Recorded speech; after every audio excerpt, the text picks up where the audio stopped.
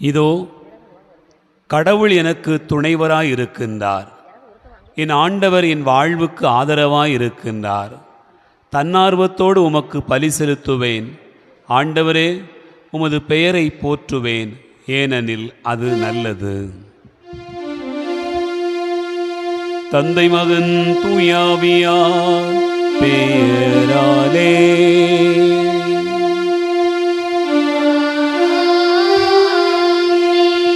நம் ஆண்டவராகிய இயேசு கிறிஸ்துவின் அருளும் கடவுளின் அன்பும் தூய ஆவியாரின் நட்புறவும் உங்கள் அனைவரோடும் இருப்பதாக.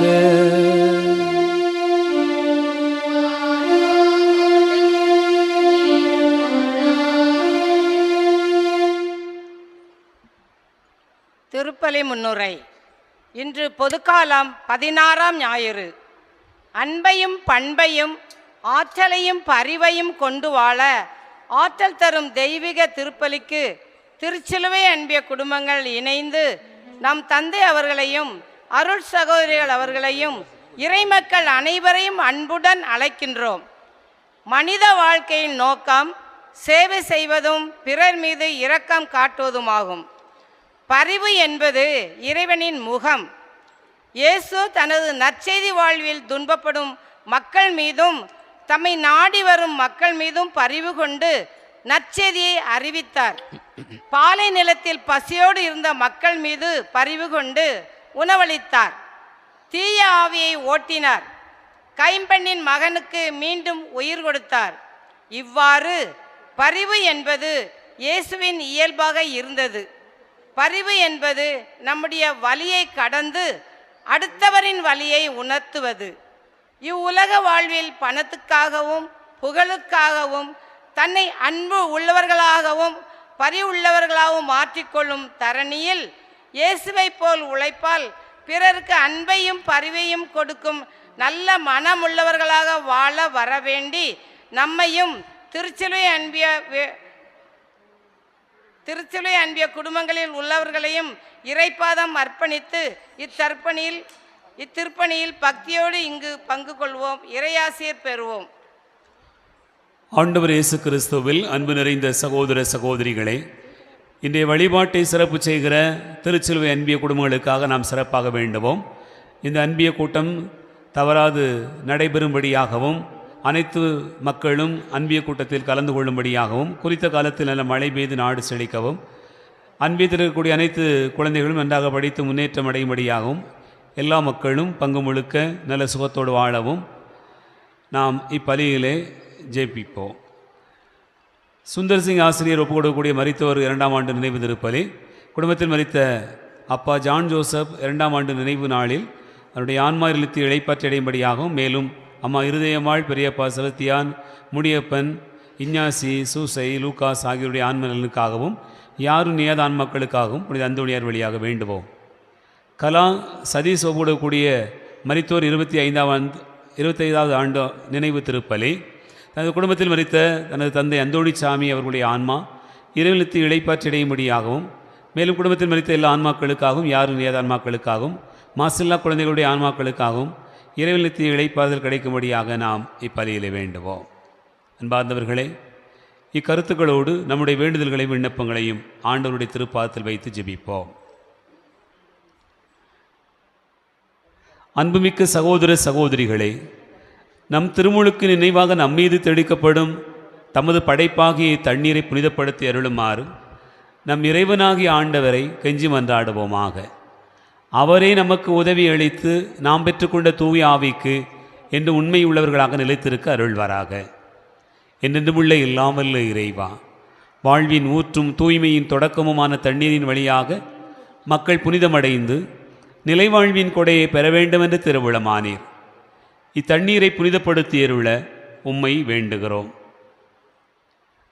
ஆண்டவரே, உமது நாளாகிய இன்று உமது அருட்காவலை பெற விரும்புகிறோம். வாழ்வெளிக்கும் உமது அருளின் ஊற்றினை எம்மில் புதுப்பித்தருளும். இத்தண்ணீரினால் எங்கள் உள்ளத்தையும் உடலையும் தீமை அனைத்திருந்தும் காத்தருள்வீராக. இவ்வாறு நாங்கள் தூய இதயத்துடன் அணுகி வரவும் உமது மீட்பை பெற்றுக்கொள்ளவும் தகுதி பெற வேண்டுமென்று எங்கள் ஆண்டவராகிய கிறிஸ்து வழியாக உம்மை மன்றாடுகிறோம். எல்லாம் வல்ல இறைவா, தண்ணீர் வளம் பெறதில் ஒப்பிட வேண்டுமென்று இறைவாக்கினர் எலிசா வழியாக கற்பித்தீர்.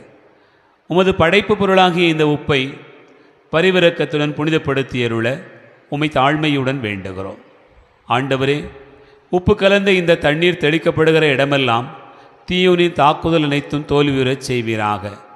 உம்முடைய தூய ஆவியார் உடனிருந்து எங்களை இடையராது காத்தருள வேண்டுமென்று எங்கள் ஆண்டவராகிய கிறிஸ்து வழியாக உம்மை மன்றாடுகிறோம். ஆமென்.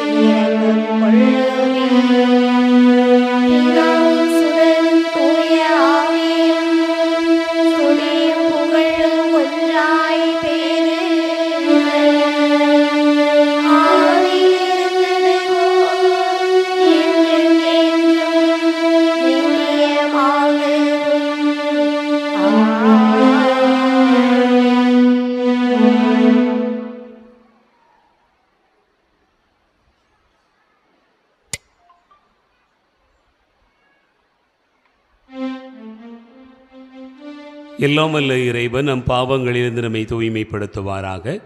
இந்த நற்கருணை கொண்டாட்டத்தின் வழியாக அவர் தம்முடைய ஆட்சியின் விருதில் பங்கு கொள்ள நம்மை தகுதி பெற செய்தருள்வாராக. ஆமென்.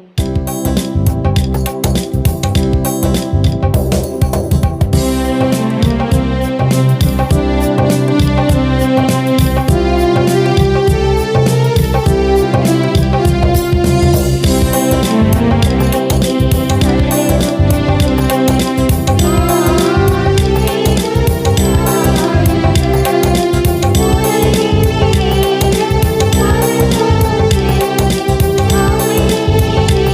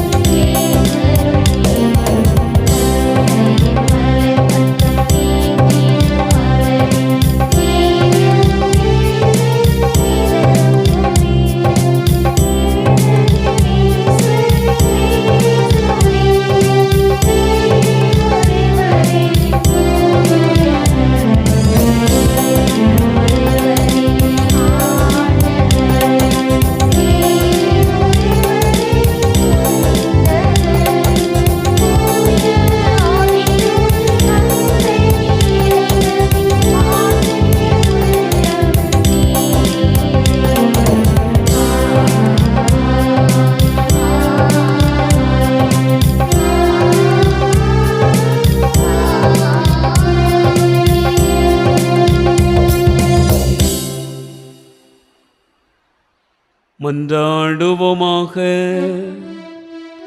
ஆண்டவரே, நீர் ஓளம் கனிந்து உம் அடியார்களாகிய எங்களில் உம் அடுக்குடைகளை பெருகச் செய்தருளும். இவ்வாறு நம்பிக்கை, எதிர்நோக்கு, அன்பு ஆகியவற்றால் நாங்கள் பற்றி எறிந்து உம் கட்டளைகளை விழிப்புடனும் ஆர்வத்துடனும் கடைப்பிடிக்கச் செய்தருள வேண்டுமென்று எங்கள் ஆண்டவராகிய கிறிஸ்து வழியாக உம்மை மன்றாடுகிறோம்.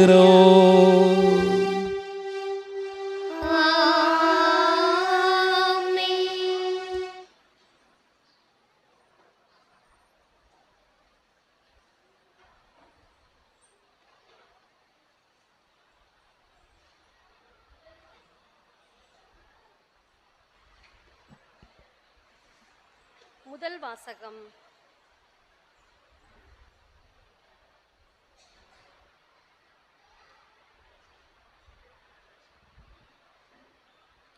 முதல் வாசகம். ஆடுகளை கூட்டி சேர்த்து அவற்றை பேணிக்காக்க நான் மேய்ப்பர்களை நியமிப்பேன். இறைவாக்கினர் எரேமியா நூலிலிருந்து வாசகம். அதிகாரம் 23, இறை வசனங்கள் 1 முதல் 6 முடிய. ஆண்டவர் கூறுவது: என் மேய்ச்சலுக்குட்பட்ட ஆடுகளை அழித்து சிதறடிக்கும் மேய்ப்பர்களுக்கு ஐயோ கேடு. தம் மக்களை வழிநடத்தும் மேய்ப்பர்களுக்கு எதிராக இஸ்ரேலின் கடவுளாகிய ஆண்டவர் கூறுவது இதுவே: நீங்கள் என் மந்தையை சிதறடித்து விட்டீர்கள், அதனை துரத்தி அடித்தீர்கள், அதனை பராமரிக்கவில்லை. இதோ உங்கள் தீச்செயல்களின் காரணமாக உங்களை தண்டிக்கப் போகிறேன் என்கிறார் ஆண்டவர். என் மந்தையில் எஞ்சியிருக்கும் ஆடுகளை நான் துரத்தி அடித்த அனைத்து நாடுகளிலிருந்தும் கூட்டி சேர்த்து அவர்களுக்குரிய ஆட்டுப்பட்டிக்கு கொண்டு வருவேன். அவையும் பல்கி பெருகும். அவற்றை பேணி காக்க நான் மேய்ப்பர்களை நியமிப்பேன். இனி அவை அச்சமுறா, திகிலுறா, காணாமலும் போகா என்கிறார் ஆண்டவர். ஆண்டவர் கூறுவது: இதோ நாட்கள் வருகின்றன, அப்போது நான் தாவீதுக்கு ஒரு நீதியுள்ள தளிர் தோன்ற செய்வேன். அவர் அரசராய் ஆட்சி செலுத்துவார். அவர் ஞானமுடன் செயல்படுவார். அவர் நாட்டில் நீதியையும் நேர்மையையும் நிலைநாட்டுவார். அவர் தம் நாட்களில் யூதா விடுதலை பெறும், இஸ்ரேல் பாதுகாப்புடன் வாழும். யோவே சித்கேனு, ஆண்டவரே நமது நீதி என்னும் பெயரால் இந்நகர் அழைக்கப்படும். இது ஆண்டவர் வழங்கும் அருள்வாக்கு.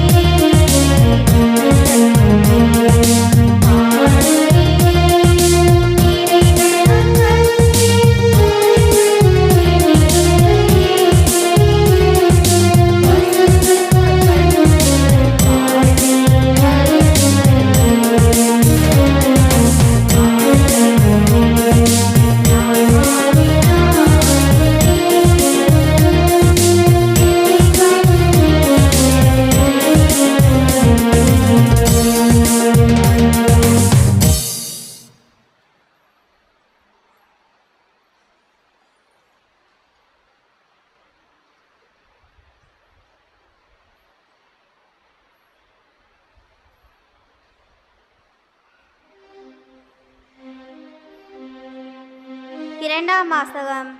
இயேசுவே நமக்கு அமைதி அருள்பவர். திருத்தூதர் பவுல் எபேசியருக்கு எழுதிய திருமுகத்திலிருந்து வாசகம். அதிகாரம் 2, இறைத்திரு வசனங்கள் 13 18 வரை. திருத்தூதர் பவுல் எபேசியருக்கு எழுதிய திருமுகத்திலிருந்து வாசகம். அதிகாரம் 2, இறைத்திரு வசனங்கள் 13 18 வரை. சகோதரர் சகோதரிகளே, ஒரு காலத்தின் தொலைவில் இருந்த நீங்கள் இப்பொழுது இயேசு கிறிஸ்துவோடு இணைந்து அவரது இரத்தத்தின் மூலம் அருகில் கொண்டு வரப்பட்டிருக்கிறீர்கள். ஏனெனில் அவரே நமக்கு அமைதி அருள்பவர். அவரை 2 இனத்தவரையும் பிரித்து நின்று பகைமை என்னும் சுவரை தமது உடலில் ஏற்ற துன்பத்தின் வழியாய் தகர்த்தெறிந்து அவர்களை ஒன்றுபடுத்தினார். பல கட்டளைகளையும் விதிகளையும் கொண்ட யூத சட்டத்தை அளித்தார். 2 இனத்தவரையும் தம்மோடு இணைந்திருக்கும் புதியதொரு மனித இனமாக படைத்து அமைதி ஏற்படுத்தவே இவ்வாறு செய்தார். தாமே துன்புற்று பகைமையை அளித்தார். கிறிஸ்துவின் வழியாக 2 இனத்தவரை ஓருடலாக்கி கடவுளோடு ஒப்புரவாக இப்படி செய்தார். அவர் வந்து தொலையில் இருந்த உங்களுக்கும் அருகில் இருந்த அவர்களுக்கும் அமைதியை நற்செய்தியாக அறிவித்தார். அவர் வழியாகவே 2 இனத்தவராகிய நாம் ஒரே தூய ஆவி மூலம் நம் தந்தையை அணுகும் பேறு பெற்றிருக்கின்றோம். இது ஆண்டவர் வழங்கும் அருள்வாக்கு.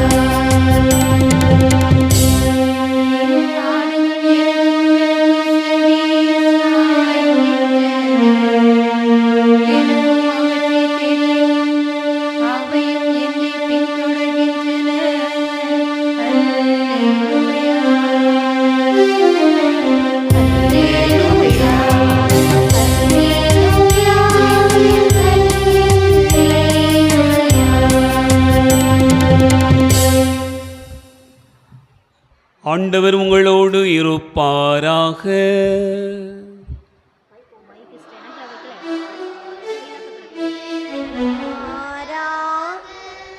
தூய மார்க்கு எழுதிய நற்செய்தியிலிருந்து வாசகம்.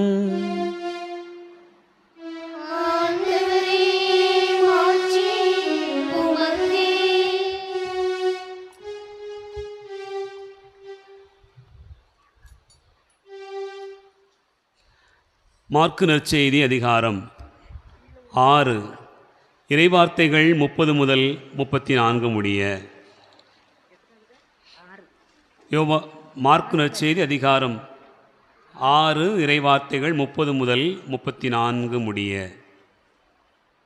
திருத்தூதர்கள் இயேசுவிடம் வந்து கூடி தாங்கள் செய்தவை கற்பித்தவை எல்லாம் அவருக்கு தெரிவித்தார்கள்.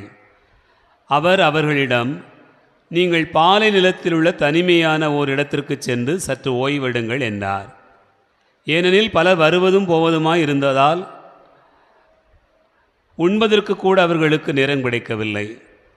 அவ்வாறே அவர்கள் படகேறி பாலை நிலத்தில் உள்ள தனிமையான ஒரு இடத்திற்கு சென்றார்கள். அவர்கள் புறப்பட்டு போவதை மக்கள் பார்த்தார்கள். பலர் அவர்களை இன்னார் என்று தெரிந்து கொண்டு எல்லா நகர்களிலிருந்தும் கால்நடையாகவே கூட்டமாய் ஓடி அவர்களுக்கு முன் அங்கு வந்து சேர்ந்தனர். அவர் கரையில் இறங்கிய போது பெருந்திரளான மக்களை கண்டார். அவர்கள் ஆயரில்லா ஆடுகளைப் போல் இறந்ததால் அவர்கள் மீது பரிவு கொண்டு அவர்களுக்கு பலவற்றை கற்பித்தார். ஆண்டவரின் அருள்வாக்கு.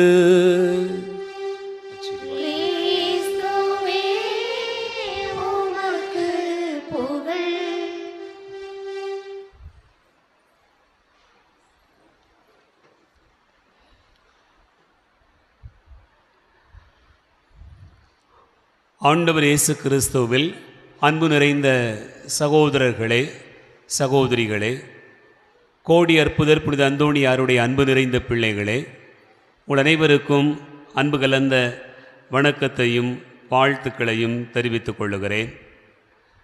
ஆண்டின் பொதுக்காலம் 16வது ஞாயிற்றுக்கிழமை வழிபாட்டை நாம் சிறப்பித்து கொண்டாடி ஆண்டவருடைய பேரன்பையும் அவருடைய ஆசீர்வாதங்களையும் இந்த ஞாயிற்றுக்கிழமையில் பெற்றுக்கொள்வதற்காக ஒன்றாக இணைந்து வந்திருக்கிறோம்.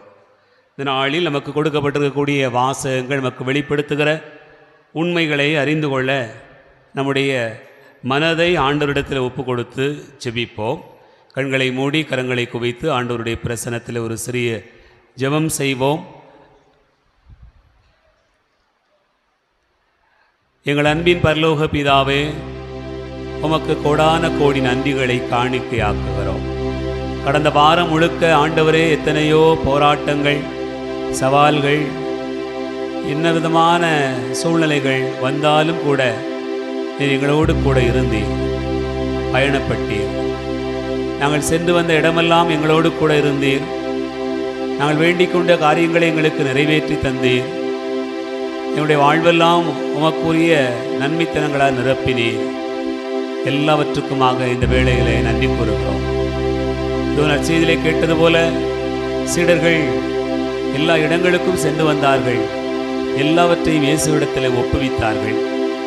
அதுபோல கடந்த வாரம் முழுக்க நடந்த நிகழ்வுகளை எல்லாம் உமது பாதத்தில் ஒப்பு கொடுத்து இந்த புதிய வாரத்திற்குள்ளாக அடியெடுத்து வைக்கிற வேளையில் ஆண்டவரே, உமது ஆசீர்வாதத்திற்காக, உமது வல்லமையான கரத்திற்காக, இந்த வாரம் முழுக்க உமது மேன்மையான கரம் எங்களோடு கூட இருந்து வழிநடத்த வேண்டும் என்பதற்காக நாங்கள் உம்மை நோக்கி ஜெபிக்கிறோம். இந்த நாளிலும் கூட உமது வார்த்தை எங்களுடைய உள்ளத்தை ஊடுருவி நின்று எங்களுக்குள்ளாக பெரும் மாற்றத்தையும் ஆச்சரியங்களையும் தரும்படியாக ஜெபிக்கிறோம். ஆண்டவரே, இதோ வழிநடுக நீர் இறைவார்த்தை எடுத்து கூறிய போது சீடர்களுடைய உள்ளம் பற்றி எறியவில்லையா என்று சொல்லி அவர்கள் தங்களுக்குள்ளே பெருமையாக பேசிக் கொண்டார்கள். அதே போல இந்த ஞாயிற்றுக்கிழமையில் பகிர்ந்து கொள்ளப்படுகிற இந்த இறைவார்த்தையை இந்த நாளில் நடைபெறுகிற இந்த வழிபாட்டில் இந்த 2 மணி நேரமும் கூட ஆண்டவரே எங்களோடு கூட நீர் இருக்கும்படியாக, என்னுடைய உள்ளங்களை திறந்திருடும்படியாக, நாங்கள் முழுமையாக உமது வார்த்தைகளில் வேரூன்றி நிற்கும்படியாக எங்களுக்குள்ளாக உமது ஆவியின் அனலை, உமது ஆசீர்வாதத்தின் வரங்களை நிரம்ப கொடுப்பீராக. அதனால் பாவ சூழ்நிலைகளிலிருந்து நாங்கள் விலகி நன்மையான காரியங்களை தேடுகிற பிள்ளைகளாக வளமோடு செழுமையோடு வாழ எங்களோடு கூட பயணப்படும்படியாக ஆண்டவர் இரட்சகரமான இயேசுவின் நாமத்தினாலே ஜெபிக்கிறோம். ஜீவனுள்ள நல்ல பிதாவே. இயேசு வாழ்க, மரியே வாழ்க, இயேசுக்கே புகழ், இயேசுக்கே நன்றி. ஹல்லேலூயா, பிரைஸ் தி லார்ட், ஆமென். ஆண்டவர் இயேசு கிறிஸ்துவின் அன்பார்ந்த சகோதர சகோதரிகளே, இன்றைய நம்முடைய சிந்தனைக்கு நாம் எடுத்துக்கொண்டிருக்கக்கூடிய இறை வசனம் எபேசியருக்கு எழுதப்பட்ட திருமுகம் 2வது அதிகாரம் 14-15வது வசனம். இந்த 2 வசனங்களையும் வாசிக்கிற போது நமக்கு இன்றைய முதல் வாசகம் என்ன சொல்லுகிறது, நற்செய்தி என்ன சொல்ல விரும்புகிறது என்பதையெல்லாம் மிக ஆழமாக அறிந்து கொள்வதற்கான வாய்ப்பினை பெறுகிறோம். இந்த பகுதியை பார்க்கிற போது நமக்கு புலப்படுகிற உண்மை என்ன? 14வது வசனத்தையும் 15வது வசனத்தையும் ஒரு முறை வாசித்து விடுவோம். வாசிங்க. ஏனெனில் இயேசுவே நமக்கு அமைதி அருள்பவர், அவரே 2 இனத்தவரையும் பிரித்து நின்ற பகைமை என்னும் சுவரை தமது உடலில் ஏற்ற துன்பத்தின் வழியாய் தகர்த்தெறிந்து அவர்களை ஒன்றுபடுத்தினார். பல கட்டளைகளையும் விதிகளையும் கொண்ட யூத சட்டத்தை அழித்தார். 2 இனத்தவரையும் தம்மோடு இணைந்திருக்கும் புதியதொரு மனித இனமாக படைத்து அமைதி ஏற்படுத்தவே இவ்வாறு செய்தார் என்று சொல்லப்பட்டிருக்கிறது. அன்பார்ந்தவர்களே, இந்த வசனத்தை வாசிக்கிற போது நிறைய கேள்விகள் உங்களுடைய உள்ளத்திலே வந்திருக்க வேண்டும். எந்த 2 இனம் அப்படிங்கிற ஒரு கேள்வி. என்ன பகைமை என என்னும் சுவர்? 3வது கேள்வி, எப்படி ஒரு புதிய இனம்? இந்த கேள்வி நமக்கு வந்தால் தான் அடுத்த பகுதிக்குள்ளாக போக முடியும் என்பதை நீங்கள் நினைத்து பார்க்க முடியும். தூய பவுல் 2 இனங்கள் என்று எதை குறிப்பிடுகிறார்? அன்பார்ந்தவர்களே, உலகமெல்லாம் எத்தனை இனங்கள் இருக்கிறது? எவ்வளவு இனம் இருக்கிறது? சொல்லவே முடியல, அவ்வளவு இனங்கள் இருக்கிறது. ஒரே ஒரு நாடு இருக்கிறது, அந்த நாட்டுக்குள்ளாக எத்தனை இனங்கள் இருக்கிறது இல்லையா? எத்தனையோ மொழி பேசுகிறவர்கள், எத்தனையோ இனத்தை சார்ந்த மக்களாக வாழ்ந்து கொண்டிருக்கிறார்கள். இந்தியாவில் மட்டுமே ஏராளமான இனங்கள் ஒன்று சேர்ந்து தான் இந்தியா அப்படிங்கிற ஒரு நாடே இருக்கிறது என்பதை நாம் அறிவோம். நம்முடைய ஒவ்வொரு மாநிலமும் ஒரு இனமாக இருக்கிறது, சரிதானா? அப்படி பார்க்கிற போது உலகம் முழுக்க ஏராளமான இனங்கள் கடவுளுடைய படைப்பில் பல்வேறு நிலைகளில் பிரிந்து கிடக்கிறார்கள். ஆனால் தூய பவுல் சொல்லுகிறார், உலகெங்கிலும் 2 இனங்கள் தான் என்று சொல்லுகிறார். இதை எப்படி புரிந்து கொள்வது? ஆண்டவருடைய வாக்கும் அதைத்தான் சொல்கிறது. 2 இனங்களாக பிரிந்து நிற்கக்கூடிய பகைமை என்கிற சுவரை ஆண்டவர் இயேசு கிறிஸ்து தன் உடலில் ஏற்றுக்கொண்ட துன்பத்தின் வழியாக, தனது இரத்தத்தின் வழியாக மீட்டு கொண்டார். தன்னுடைய இரத்தத்தின் வழியாக, துன்பத்தின் வழியாக புதிய இனமாக அவர் படைத்தார் என்கிற ஒரு செய்தி மிக ஆழமாக சொல்லப்படுகிறது. இதை எப்படி புரிந்து கொள்வது? அன்பார்ந்தவர்களே, விவிலியம் அந்த காலகட்டத்தை பார்த்தோம் என்று சொன்னால், இயேசுனுடைய காலகட்டத்தில் 2 இனங்களாக அவர்கள் புரிந்திருக்கிறார்கள். என்ன இனம்? ஒன்று யூத இனம், இன்னொன்று புறவினம், சரிதானா? அந்த 2 இனம்தான் தூய பவுல் வெளிப்படுத்துகிற செய்தியாக பார்க்கிறோம். யூத இனம் என்ன நினைத்து கொண்டது? எப்படி பகை என்கிற சுவர் வளர்ந்தது?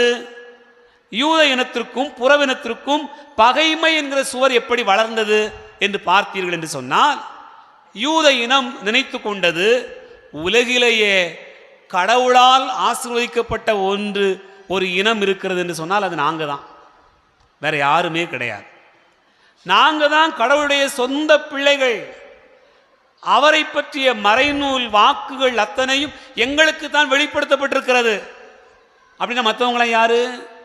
புறவினத்தை சேர்ந்தவர்கள் யாராக இருந்தாலும் அவர்கள் சபிக்கப்பட்டவர்கள், சரிதானா? அவர்கள் வேற யாருமே கிடையாது. அவங்களெல்லாம் கடவுளை நினைச்சா கூட அறிய முடியாது, கடவுளை பக்கத்தில் கூட நெருங்கி வந்து பார்க்க முடியாது. நாங்களா பார்த்து ஏதாவது பிச்சை போட்டா அவங்க வந்து என்ன செய்யலாம்? கடவுளை அறிந்து கொள்ளலாம் அப்படிங்கிற ஒரு நினைப்பு இருந்த ஒரு காலகட்டத்தில் தான் இயேசுனுடைய அந்த எழுச்சி, அவருடைய அந்த வருகை இந்த 2 இனம் என்கிற நிலையிலிருந்து ஒரே இனம் என்கிற நிலை உருவாகிறது.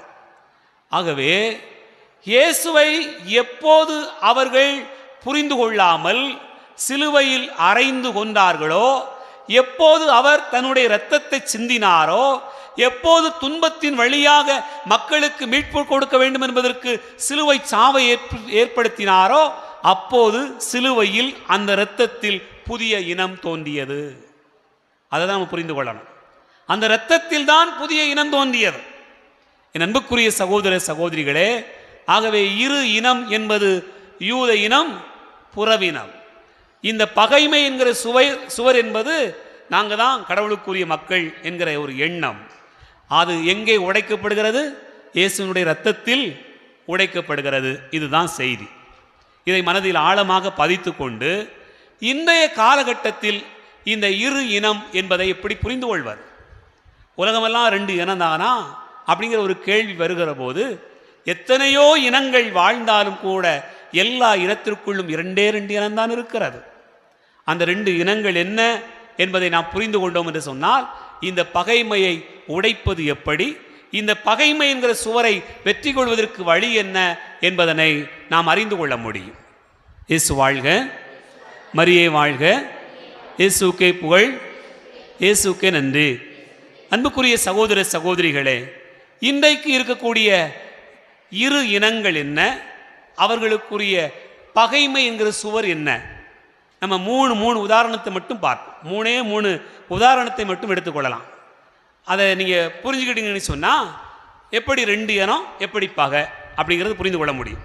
உங்களுக்கு தெரியும், அமெரிக்க அதிபர் ட்ரம்ப் ஒரு முறை இந்தியாவிற்கு வருகை தந்தார். அப்படி அவர் வருகை தருகிற போது நம்முடைய நாட்டிலே அவருக்கு பிரம்மாண்டமான வரவேற்பு கொடுக்கப்பட்டது. அந்த வரவேற்பின் போது அவருக்கு இங்கே இருக்கக்கூடிய குடிசைகள்லாம் கண்ணுக்கு தெரியக்கூடாதுங்கிறதுக்காக நம்முடைய நாட்டினுடைய தலைவர்கள் என்ன செஞ்சாங்க தெரியுமா? என்ன செஞ்சாங்க? பேப்பர்லலாம் பார்த்துருப்பீங்க, டிவிலெலாம் கேட்டிருப்பீங்க, காணாததுக்கு சோசியல் மீடியாவிலலாம் ஏகப்பட்டது வந்தது. என்ன செஞ்சாங்கன்னு சொன்னால், குடிசைகளாக இருக்கக்கூடிய பகுதியை வெளியே தெரியக்கூடாது என்பதற்காக ஒரு நீளமான சோறு கட்டினாங்க. உயரமான சோறு கட்டி டொனால்டு ட்ரம்ப் அப்படி அவர் நடந்து போகக்கூடிய, அவர் பவனி போகக்கூடிய அந்த பாதையில் திரும்பி பார்த்தா, ஏப்பா சூப்பர் சோறு கட்டியிருக்காங்களே, அற்புதமாக இருக்க, அதுதான் தெரியும், குடிசைக்கு தெரியாது. அன்பார்ந்தவர்களே, அவர் பார்க்குற போது அவர் வெளிநாட்டுக்காரர், பெரிய செல்வந்த நாட்டிலிருந்து வராரு. அவர் பார்க்கும்போது இந்தியாவில் குடிசையிலே இருக்கக்கூடாது, அப்படி இருக்கணுங்கிறதுக்காக பெரிய சோறை கட்டி, உயரமான சோறை கட்டி மறைச்சாங்க. இப்போ இந்த இடத்தில்தான் பகைமை என்கிற சுவர் வளர்கிறது. என்ன பகைமை என்கிற சுவர் வளர்கிறது? உள்ளவர் இல்லாதவர் என்கிற ஒரு பகைமை சுவர் வளர்க்கப்படுகிறது. உலகமெல்லாம் இரண்டு இனங்கள் தோன்றுகிறது. ஒன்று உள்ளவர், இன்னொன்று இல்லாதவர் என்கிற இனம் தோன்றுகிறது. நீங்கள் பாருங்கள், எந்த இனத்துக்கு போனாலும் சரிதான்.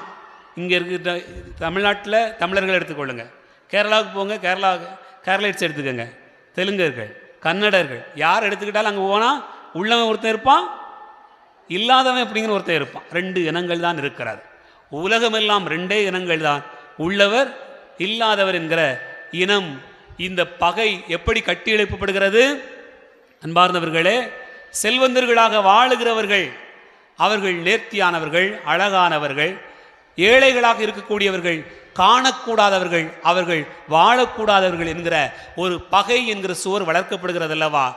அந்த சுவரை நாம் நம்முடைய மனக்கண்களுக்கு முன்பாக கொண்டு வருவோம். இரண்டாவது ஒரு உதாரணம், ஜூலை 12 மறக்க முடியுமா? என்ன நாள்? ஆகஸ்ட் 15 மாதிரியா? ஜூலை 12 என்ன முக்கியமான நாள்? அம்பானி வீட்டு கல்யாணம். மறந்துருக்க மாட்டிய, சரிதானா? அம்பானி வீட்டு கல்யாணத்துக்கு யாரெல்லாம் போனீங்க? யாரெல்லாம் போனீங்க? நீங்கள் யாராவது போனீங்களா? போகலையா? உங்களுக்கெல்லாம் அழைப்பு இல்லையா? எனக்கெல்லாம் அழைப்பு வந்துச்சு, போக முடியலை. என்ன அழைப்பு? அன்பார்ந்த சகோதர சகோதரிகளே, அம்பானி பெரிய ஒரு தொழிலதிபர் இல்லையா?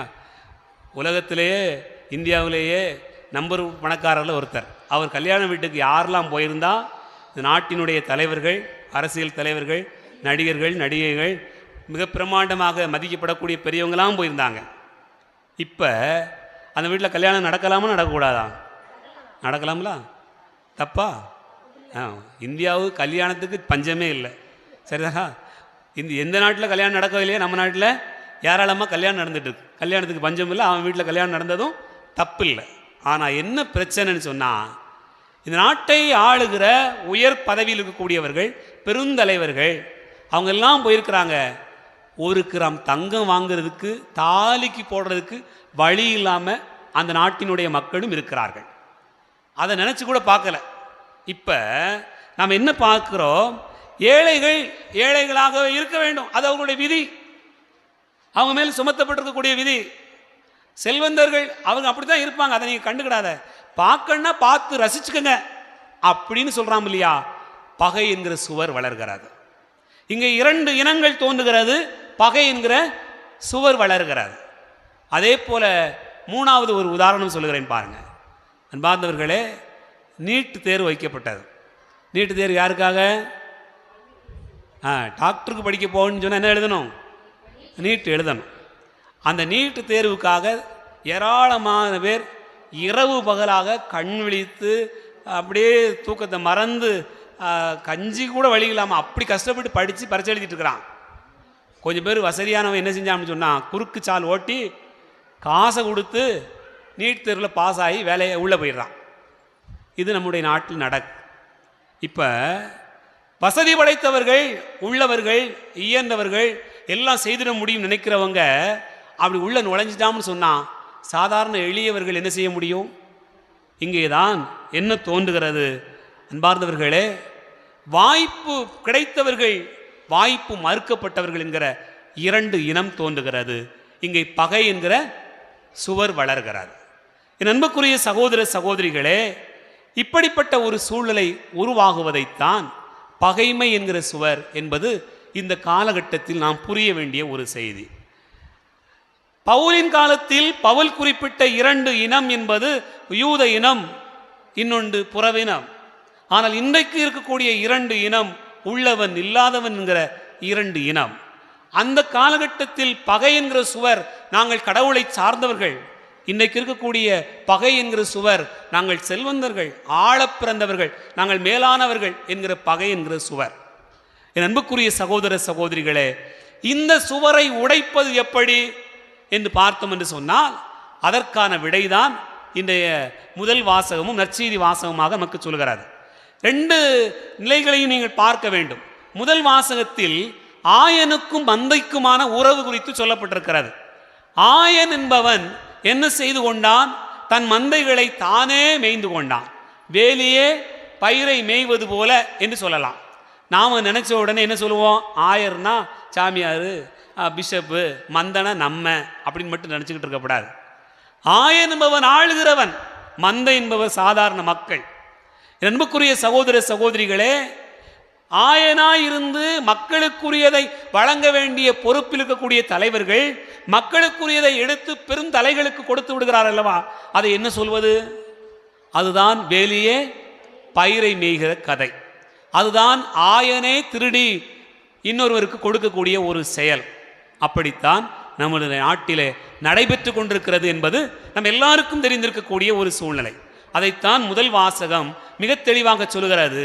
அப்படி ஒரு நிலை வருகிறது என்று சொன்னால் நானே வருவேன், நானே ஆயனாக இருப்பேன், என் மந்தைகளில் நலிந்தவற்றுக்கு நான் கட்டுப்போடுவேன், காயப்பட்டவர்களை நான் அரவணைத்துக் கொள்வேன், அவர்களுக்கு வேண்டியதை செய்வேன் என்று சொல்லி ஆயனே தலைவராக, ஆண்டவரே தலைவராக வருவதாக இன்றைய முதல் வாசகம் நமக்கு சொல்கிறார்.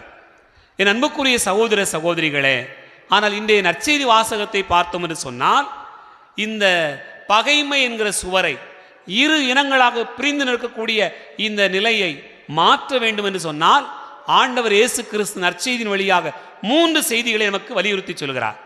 3 செய்திகளை வலியுறுத்தி சொல்கிறார். பாருங்க, இன்னைக்கு மார்க் நற்செய்தி 6வது அதிகாரம் முதல் 30வது வசனத்தை வாசிங்க. திருத்தூதர்கள் இயேசுவிடம் வந்து கூடி தாங்கள் செய்தவை கற்பித்தவையெல்லாம் அறிவித்தார்கள். அப்ப இந்த பகை என்கிற சுவர், இந்த 2 இனங்களாக பிரிந்திருக்கக்கூடிய இந்த சுவர் நீங்கள் ஒளிந்து போக வேண்டும் என்று சொன்னால் என்ன செய்யணும் அப்படிங்கிறத இறைவாக்கு நமக்கு கற்றுத்தருகிறது. முதல்ல ஒன்று கூடி அமருங்கள். என் அன்புக்குரியவர்களே, முதலில் ஆண்டவர் சொல்லக்கூடியது உட்கார்ந்து பேசுங்கப்பா. இங்கே இருக்கக்கூடியவர்களிலே இவர்கள் பெரும் பணக்காரர்கள் இருக்கிறார்கள், சாதாரண எளியவர்கள் இருக்கிறார்களே, நாட்டு தலைவர்களாக இருக்கிறீர்களே, நாட்டு மக்களாக இருக்கிறார்களே, இந்த 2 பேருக்குமான இந்த பாரதூரமான வித்தியாசம் மாற வேண்டும் என்று சொன்னால் என்ன செய்யணும்? உட்கார்ந்து பேசணும். அப்படிங்கிறது தான் ஆண்டவர் நமக்கு சொல்லுகிற பாடம்.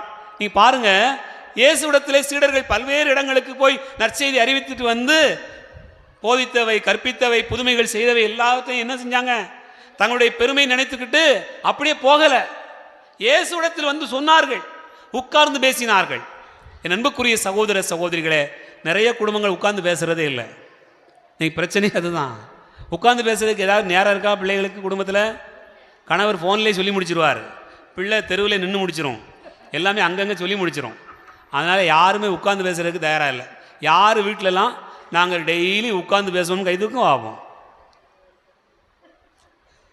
உட்கார்ந்து பேசுவீங்களா? பேச முடியலா?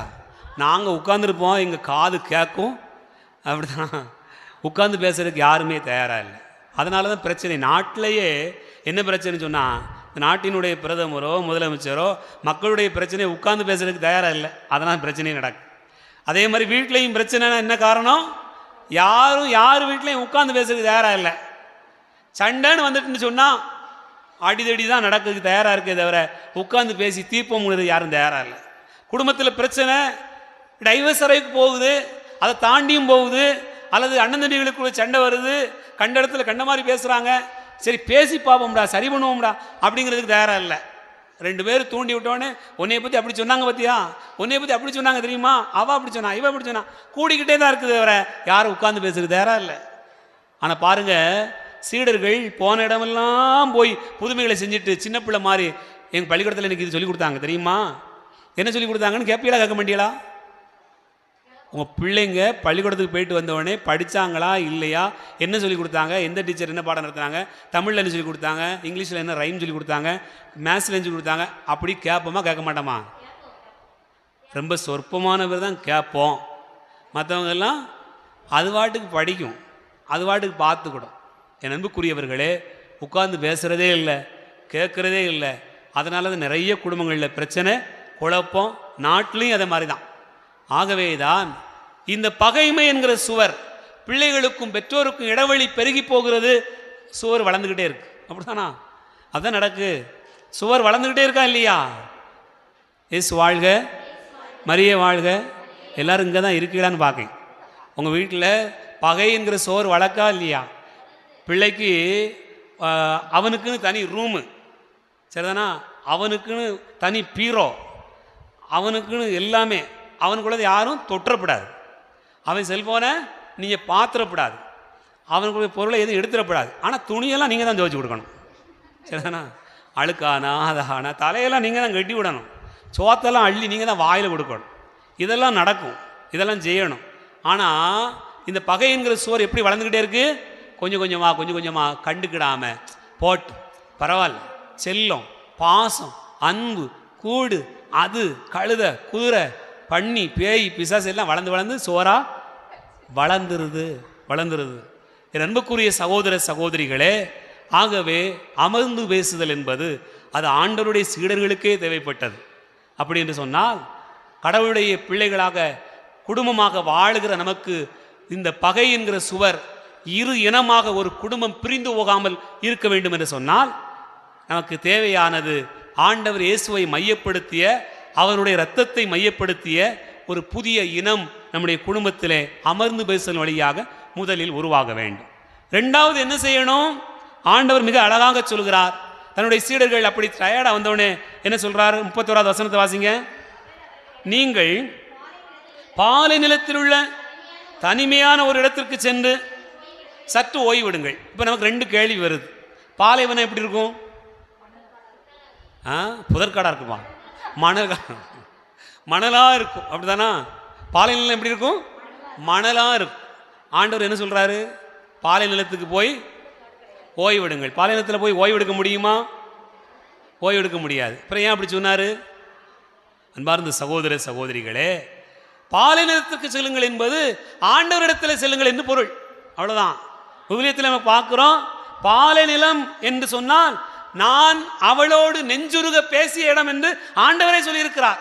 இஸ்ரவேலை நான் கடிந்து கொண்டதும் அன்பு செய்ததும் பாராட்டியதும் அவர்களை என் மக்களாக ஒன்று சேர்த்ததும் இடம் எந்த இடம்? பாலைவனம். ஆகவே தான் ஆண்டவர் சொல்றாரு, பாலைவனத்துக்கு போய் ஓய்விடுங்க, வேற எங்கேயும் போகாத, ஆண்டவர்கிட்ட போய் ஓய்வெடுக்கணும். நம்ம குடும்பத்தில் 2வது செய்ய வேண்டிய செயல் என்ன?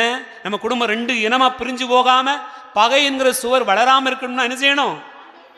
பாலைவனத்துக்கு போகணும். கொஞ்ச நேரமாவது ஆண்டவரோட உட்காரணும், சரிதானா? நீங்கள் மட்டும் உட்கார்ந்து உங்கள் கதையை பேசினா போதாது. என்ன பேசணுமா? ஆண்டவரோடு உட்கார்ந்து பேசுங்க. அதுதான் ஆண்டவர் சொல்லக்கூடிய. எப்படி உட்கார்ந்து பேசுறது? எப்படி பேசுறது? அது பாட்டுக்கு செல்ஃபோனில் பாட்டை தந்தானே தூதி போமே அப்படின்னு ஒரு பாட்டை போட்டு விட்டுட்டு பேச உட்காந்துடலாமா? அப்படி போட்டு உட்கார்ந்தா போதுமா? அல்லது இப்போது அவர் பேசுகிறார், ஆண்டவரே வாரும் இறங்கும், அப்படி பேசணுன்னே அதை கேட்டு உட்கார்ந்தா போதுமா? நீங்கள் நினச்சிக்கிட்டு இருக்கீங்க, ஏப்பா நான் நாள் முழுக்க ஆண்டவருடைய வார்த்தையை மட்டும் தான் கேட்டுட்டு. அது இல்லை, அது மட்டும் இல்லை. குடும்பமே உட்கார்ந்து கேட்கணும், குடும்பமே உட்கார்ந்து ஜெபம் பண்ணணும், குடும்பமே ஆண்டவரில் ஒன்றித்திருக்க வேண்டும். என் அன்புக்குரிய சகோதர சகோதரிகளே, அதனால தான் சீடர்களை பார்த்து ஆண்டவர் சொல்கிறார், இப்போ பாலை நிலத்துக்கு போய் படுத்து உறங்குங்கடா அப்படி சொல்லலை. போய் ஜெபம் பண்ணிட்டு படுத்து உறங்கு, போய் ஜெபம் பண்ணு, ஆண்டவரோடு இரு, அவரோடு பேசு என்பது தான் 2வது. ஆண்டவர் நம் குடும்பம் 2 இனமாக பிரியாமல் இருப்பதற்கு, ஒரே சுவரா இந்த பகை என்கிற சுவர் வளராமல் இருப்பதற்கு ஆண்டவர் சொல்லக்கூடிய 2வது அழைப்பு பாலை நிலத்திற்கு சென்று ஓய்வெடுங்கள். 3வது என்ன சொல்கிறார்? இது 34வது வசனத்தை வாசிங்க. இயேசு கரையில் இறங்கிய போது பெருந்திரளான மக்களை கண்டார். அவர்கள் 1000 ஆடுகளைப் போல் இருந்ததால் அவர்கள் மீது பரிவு கொண்டு அவர்களுக்கு பலவற்றை கற்பித்தார். அப்ப 3வது ஆண்டவர் சொல்லக்கூடிய வார்த்தை என்ன அன்பார்ந்தவர்களே? நம் குடும்பத்தில் 2 இனமாக பிரியாமல் இருப்பதற்கு, குடும்பத்தில் பகை என்கிற சுவர் வளராமல் இருப்பதற்கு நாம் புதிய இனமாக படைக்கப்பட வேண்டும் என்று சொன்னால் நீங்க செய்ய வேண்டிய 3வது காரியம் பரிவு கொள்ளுங்கள்.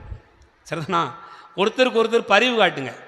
நீ கஷ்டப்படுறியாடா, அண்ணன் கஷ்டப்படுறானா, அக்கா கஷ்டப்படுறாளா, தெரில, 2 பிள்ளைய வச்சுருக்கா, 3 பிள்ளைய வச்சுருக்கா, வீட்டுக்காரர் சரியில்லை, அல்லது அது என்ன வேலையும் கிடைக்கல, வருமானம் இல்லை, எனக்கு நல்லா இருக்குது நல்லா இருக்கு அப்படின்னு சொன்னால் என்ன செய்யணும்? அக்கா மேலேயும் தங்கச்சி மேலேயும் என்ன செய்யணும்? பரிவு கொள்ளணும், இறக்கப்படணும். அந்த பரிவு இருக்கணும். அது அவ சரியில்லை என்ன செய்ய, எங்கள் அத்தான் சரியில்லை அதனால் என்ன செய்ய, அவள் குடும்பம் சரியில்லை அதுக்கு நம்ம என்ன செய்ய முடியும் அப்படின்னே போய்கிட்டு இருக்கக்கூடாது. அப்படின்னு சொன்னால் நீங்கள் எங்கே இருக்கிறீங்க? சோறை கட்டிக்கிட்டே இருக்கீங்கன்னு அர்த்தம்.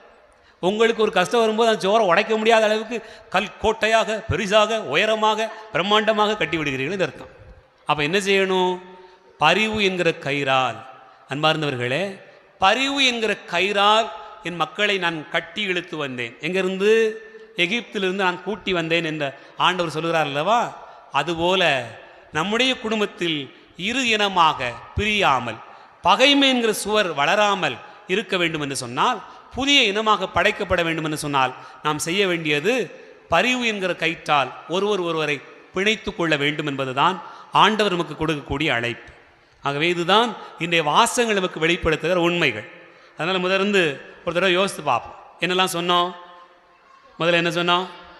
அன்பார்ந்தவர்களே, தூய பவுல் சொல்லுகிறார், இந்த உலகமே 2 இனமாக பிரிந்து கிடக்கிறது, அதனால் பகை என்கிற சுவர் வளர்ந்து நிற்கிறது. இந்த 2 இனங்களையும் பிரித்து ஒரே இனமாக மாற்றி, புதிய இனமாக மாற்றி, அதை பகை என்கிற சுவரை உடைப்பதற்கு இயேசு தன்னுடைய இரத்தத்தையே கொடுத்தார். அப்படின்னு சொன்னால், அந்த இரத்தத்தால் நாம் எல்லோரும் மீட்கப்பட்டோம் என்று சொன்னால், நம்ம குடும்பத்தில் இருக்கக்கூடிய பகை என்கிற சுவரை உடைக்க, 2 இனமாக பிரிந்து போகாமல் இருக்கணும்னா நாம் செய்ய வேண்டிய காரியம் 3. என்னெல்லாம்? ஒன்று என்னது? நெஞ்சே நின்று போச்சு. என்ன செய்யணும் சொல்லுங்க? என்ன செய்யணும்? ஏமா உட்காந்து பேசுங்க. இப்போ உட்காந்துருக்கீங்களா? இப்போ பேசிடாதீங்க, சரிதானா? அது மாதிரி வீட்டில் போய் என்ன செய்யணும்? முதல்ல உட்காந்து பேசணும். 2வது என்ன செய்யணும்? பாலை ஆண்டவரோடு பேசணும். 3வது பரிவு கொள்ளணும். அவ்வளவுதான். இந்த 3 காரியங்களையும் செய்தோம் என்று சொன்னால் இன்றைக்கு ஆண்டவருடைய வாக்கு நமக்கு நிறைவேறுகிறது. இந்த வாரம் முழுக்க ஆண்டவருடைய ஆசீர்வாதம் நம்மை வழி நடத்துகிறது. அப்படி ஒரு நிறைவை, ஆசீர்வாதத்தை பெறுவதற்காக நாம் ஜெபிப்போம். இறைவன் நம்மை ஆசீர்வதிப்பார். ஆமேன். எழுந்து நிற்போம். நம்முடைய நம்பிக்கை அறிக்கையிடுவோம்.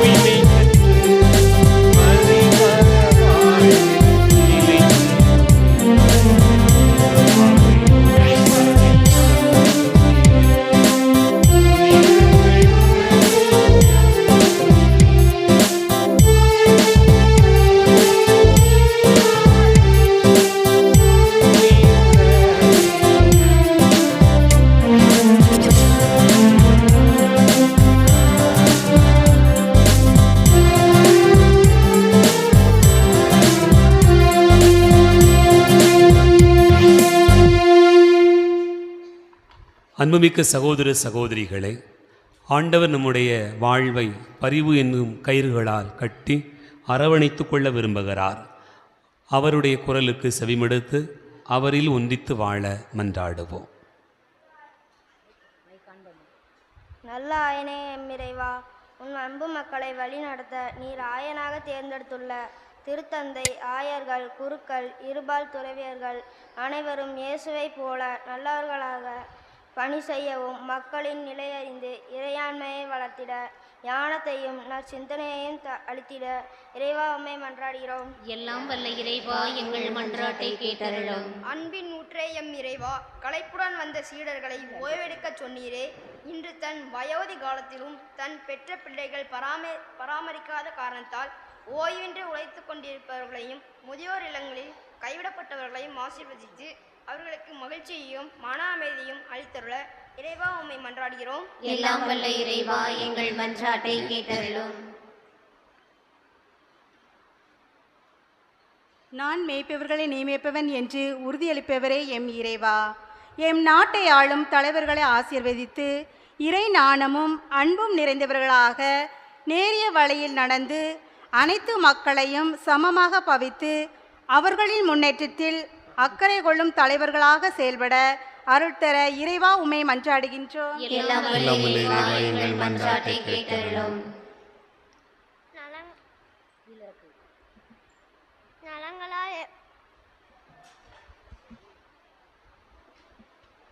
நலங்களால் எம்மை நிரப்புவரே எம் இறைவா, என் பகுதியில் போதிய மழை பொழிந்து விவசாயம் சிறக்கவும், நீர்நிலம் அதிகரிக்கவும், குடும்பங்களில் அமைதி, அன்பு, சந்தோஷம் நிலைத்திருக்கவும், திருமணம், குழந்தை வரம், வேலை வாய்ப்பு வேண்டி காத்திருப்போர் உமது அருளால் பெற்றுக்கொள்ளவும் வேண்டுமென்று இறைவா உம்மை மன்றாடுகிறோம். எல்லாம் வல்ல இறைவா, எங்கள் மன்றாட்டை கேட்டருளும். அன்பின் இறைவா, இன்றைய ஞாயிறு வழிபாட்டை சிறப்பித்து கொண்டிருக்கும் திருச்சிலுவை அன்பிய குடும்பங்களை ஆசிர்வதியும். பிள்ளைகள் இறைஞானம், கல்வி, அறிவு, ஒழுக்கம், பெற்றோர் பெரியோரை மதித்து கீழ்ப்படிந்து வாழ்தல் முதலிய பண்புகளில் சிறந்து விளங்கவும், வெளிநாடுகளில் பணிபுரிவோர் நலமுடன் இறை பாதுகாப்பை பெற்று வாழவும், அன்பிய மக்கள் அன்பிய கூட்டங்களில் தவறாமல் கலந்து கொண்டு அன்பிலும் இறை உறவிலும் வளரவும் வரமருள இறைவா உம்மை மன்றாடுகிறோம். எல்லாம் வல்ல இறைவா, எங்கள் மன்றாட்டை கேட்டருளும். இரக்கத்தின் ஊற்றே எம் இறைவா, உடல் உள்ள வியாதியால் வீடுகளிலும் மருத்துவமனைகளிலும் சிகிச்சை பெறுவோர் நலம் பெறவும், எம் ஊரில் பணி செய்து மரித்த குருக்கள், மரித்த அருட்சகோதரிகள், மரித்த எம் ஊர் மக்கள் இவர்களின் ஆன்மாவுக்கு நித்திய இளைப்பாட்சி அளித்து உம்மை முகமுகமாய் தரிசிக்கக்கூடிய பாக்கியம் தர இறைவா உம்மை மன்றாடுகிறோம். அன்புமிக்கவர்களே, ஒரு நிமிடம் கண்களை மூடுவோம், கரங்களை குவிப்போம். நம்முடைய மனதிலே தோன்றுகிற காரியங்கள் எல்லாவற்றையும் மனக்கண் முன்பாக கொண்டு வருவோம். ஒரு சில காரியங்கள் ஆண்டவர் எனக்கு இதை நிறைவேற்றி தர வேண்டும் என்று சொல்லி நீங்கள் வேண்டுதலோடு கூட வந்திருப்பீர்கள். அப்படி இல்லை என்று சொன்னாலும் சும்மா கோயிலுக்கு போயிட்டு வருவோம் அப்படின்னு நினச்சிருந்தா கூட இப்போ நினச்சி பாருங்கள், உங்களுக்கு என்ன தேவை, உங்களுடைய உள்ளத்தில் என்ன தேவை, உங்களுடைய குடும்பத்திற்கு என்ன தேவை, உங்களுடைய உறவினர்களுக்கு என்ன தேவை, உங்கள் கூட பிறந்தவங்களுக்கு என்ன ஆசீர்வாதம் தேவை, நீங்கள் அன்பு செய்கிறவங்களுக்கு என்ன தேவை, நீங்கள் விரும்புகிற நலமான வாழ்க்கை என்ன அப்படின்னு கண்களுக்கு முன்பாக கொண்டு வாங்க. ஒரு நிமிடம் கண்களை மூடி அப்படியே கேளுங்க. ஆண்டவர் இந்த நாளிலே நிறைவாய் உங்களுக்கு தரவிருக்கிறார். யாரெல்லாம் வாய் திறந்து கேட்கிறீர்களோ அவர்கள் எல்லோரும் பெற்றுக்கொள்வீர்கள். இந்த வேளையிலே நீங்கள் கேட்கிற போது நிச்சயமான ஆசீர்வாதத்தை தருவார். ஆகவே ஒரு நிமிடம் கண்களை மூடுவோம், கரங்களை குவிப்போம். நம்முடைய உள்ளமெல்லாம் ஆண்டவர் நிறைந்திருக்கிறார். இதோ ஆண்டவரே, இந்த வேளையிலே நிற்கிறோம், எல்லாரையும் ஆசீர்வதி. ஆண்டவர் தேவை வந்து நிற்கிற போது என்ன செய்கிறாருன்னு சொன்னால், அவருக்கு அஞ்சுகிற பிள்ளைகளுக்கு ஆண்டவர் சேமித்து வைத்திருக்கக்கூடிய செல்வங்கள் ஏராளம் ஏராளம். அவரை தேடுகிற பிள்ளைகளுக்கு ஆண்டவர் ஒரு நாளும் ஒரு நன்மையும் குறைவுபடாமல் தருகிறார். நிச்சயமாக தருவார், நிச்சயமாக தருவார். இதோ திருப்பாடலில் ஆசிரியர் சொல்கிறார், கலைமான் நீரோடைக்காய் ஏங்கி தவிப்பது போல என் ஆண்டவரே என் நெஞ்சம் உமக்காய் ஏங்கி தவிக்கிறதுன்னு சொன்னார். எவ்வளவு அழகான வார்த்தை! இதோ வேற்றிடங்களில் வாழுகிற 1000 நாட்களிலும் என் ஆண்டவரின் ஆலய முற்றத்தில் தங்கி இருக்கக்கூடிய ஒரு நாள் மேலானது என்று சொன்னார். ஒரு வாரத்திற்கு ஒரே ஒரு முறை, ஒரு 2 மணி நேரம், இந்த ஞாயிற்றுக்கிழமை ஆண்டவரே உமது ஆலய முற்றத்தில் இந்த 2 மணி நேரமும் அமர்ந்திருப்பது உலகில் எல்லா இடத்தையும் விடவும் எவ்வளவு இன்பமானது, எவ்வளவு சுகமானது, எவ்வளவு ரம்மியமாயிருக்கிறது. இந்த ஏசி காற்று என்மேல் படுகிற போது எப்படி சுகமாயிருக்கிறதோ, ஒரு குளிர்ந்த சூழ்நிலை எப்படி என்னுடைய இதயத்தை மென்மையாய் வருடுகிறதோ, அதுபோல ஆண்டவரே இந்த 2 மணி நேரமும் உமது வார்த்தையை குறித்து தியானிப்பதும், உம்மை நோக்கி மன்றாடுவதும், உமது திருவுடலையும் திருரத்தத்தை உண்டு பருகுவதும் என்னுடைய வாழ்க்கையில் எவ்வளவு இன்பமாய் இருக்கிறது நினைத்து பார்ப்போம். ஆண்டவர் நிச்சயமான ஆசீர்வாதத்தை தருகிறார். இந்த வேளையிலே இறைவார்த்தை பகிர்வின் போது ஆண்டவர் நம்மோடு கூட பேசினார். மிக அழகான வார்த்தைகளை நாம் கேட்டோம். நம் குடும்பத்தை பிரித்து நிற்கிற 2 இனங்கள் என்ன? நம் குடும்பத்திலே இருக்கக்கூடிய பகைமை என்கிற சுவர் என்ன? இது எதனை கொண்டு உடைக்க முடியும்? எதனை கொண்டு மாற்ற முடியும்? இயேசுவின் இரத்தத்தால் தான் நாம் மீட்கப்பட்டோம். அவருடைய துன்பத்தின் வழியாகத்தான் இந்த பகைமை என்கிற சுவர் உடைக்கப்படுகிறது. நம் குடும்பத்திலே மகிழ்ச்சி உண்டாகிறது. அவர் மீட்பு தருகிறார். அப்படித்தான் நாம் பார்க்கிறோம். இதோ அமர்ந்து பேசுகிற போது, அவரோடு செபிக்கிற போது, நாம் பரிவு கொள்கிற போது, நாம் நம்முடைய வாழ்க்கையிலே புதிய இனமாய் உருவாகிறோம். ஆண்டவருக்குள் புதிய இனமாய் உருவாகிறோம். ஆகவே உங்களுடைய மனதில் வரக்கூடிய காரியங்களை நினைத்துக் கொள்ளுங்கள். செபியுங்கள், செபியுங்கள். இயேசுவே உமக்கு நன்றி சொல்லுங்க எல்லாரும். இயேசுவே உமக்கு நன்றி, இயேசுவே உமக்கு நன்றி, இயேசுவே உமக்கு நன்றி, கோடான கோடி நன்றி. எங்களை பாதுகாப்பதற்காய் நன்றி, எங்களை பராமரிப்பதற்காய் நன்றி, எங்களோடு கூட வழி நடப்பதற்காய் நன்றி. இயேசுவே இயேசுவே இயேசுவே நன்றி, இயேசுவே நன்றி சொல்லுங்க. இயேசுவே நன்றி சொல்லுங்க. என்னோடு கூட வருவதற்காய் நன்றி, எனக்கு நல்ல சுகம் கொடுத்ததற்காய் நன்றி, தலைவலி போனதற்காய் நன்றி, வயிற்றுவலி போனதற்காய் நன்றி, கைகளில் இருக்கக்கூடிய வலிகள் எல்லாம் நீங்கியதற்காய் போனதற்காய் நன்றி. ஆண்டவரே, குடும்பத்தில் இருக்கக்கூடிய கவலைகள் கஷ்டங்கள் மாறி போனதற்காய் எனக்கு நன்றி. என்னுடைய தேவைகளை சந்திப்பதற்காக எனக்கு நன்றி. என் கண்ணீரோடு கூட வந்தேன், கவலையோடு கூட வந்தேன். இந்த இடத்திலே வந்து நின்றபோது, உமது ஆலயத்திலே உமது திருமுகத்தை ஏறெடுத்து பார்த்தபோது ஆண்டவரே நான் நலம் பெற்றுக் கொண்டேனே, அந்த காரியத்திற்காக உமக்கு நன்றி. நோயோடு வந்தேன், பல்வேறு பிணிகளோடு வந்தேன், தேவைகளோடு கூட வந்தேன். இந்த இடத்திலே நின்று மன்றாடிய போது என்னை ஏற்றுக்கொண்டீரே, என்னை ஆசீர்வதித்தீரே. இயேசுவே உமக்கு நன்றி, இயேசுவே உமக்கு நன்றி. என் பிள்ளைகளுடைய திருமண காரியத்தை வழிநடத்தி கொடுத்தீரே, நல்ல வீடு கட்டுவதற்கு வாய்ப்பு தந்தீரே, வயலில் நல்ல விளைச்சலை தந்தீரே, நல்ல ஆடு மாடுகளை கொடுத்து வளமான செழிப்பான தந்தையை கொடுத்தீரே, நல்ல கணவரை தந்தீரே, நல்ல மனைவியை தந்தீரே, அருமையான பிள்ளைகள், சொல் பேச்சு கேட்டு கீழ்ப்படிந்து நடக்கிற பிள்ளைகளை தந்தீரே.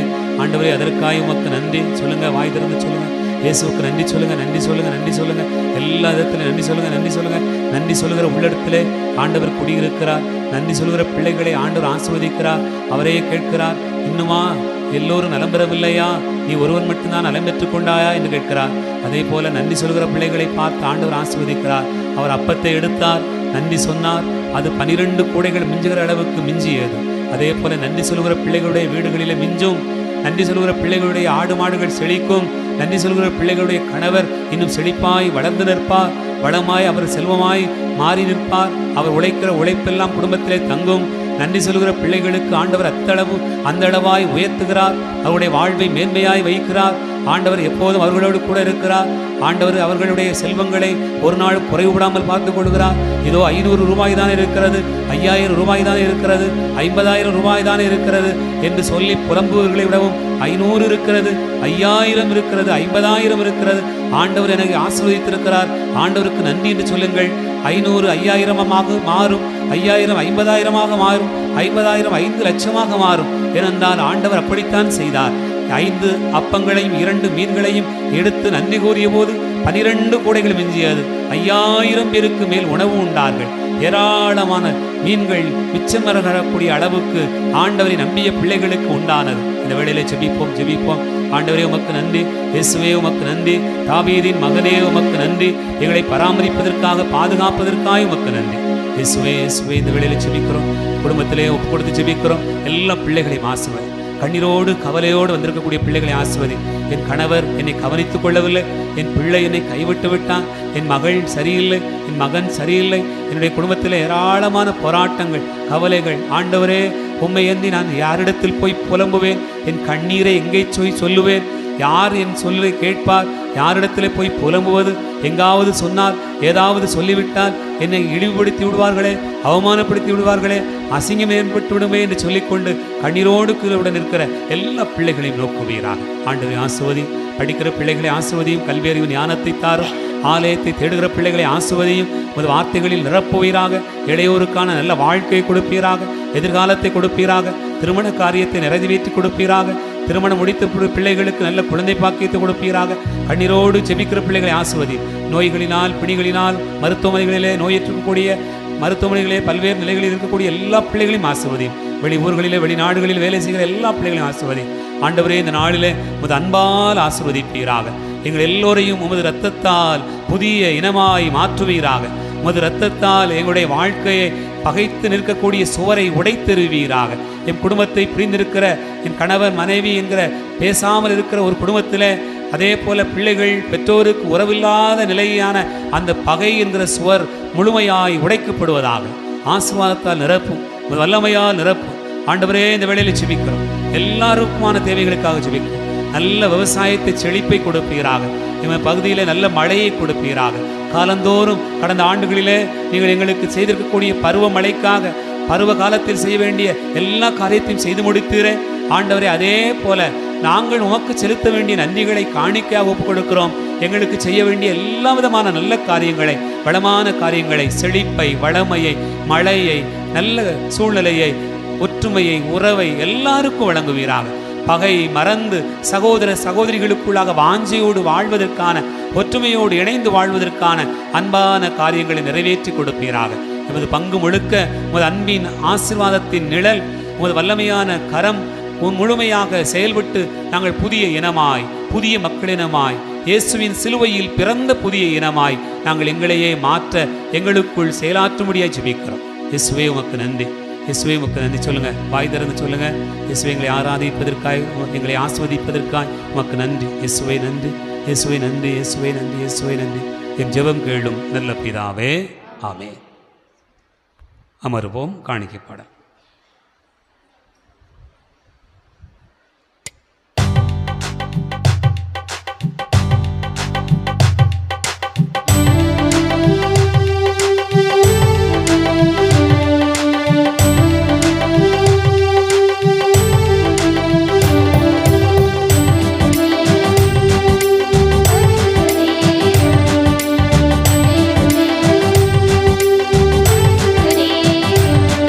Hare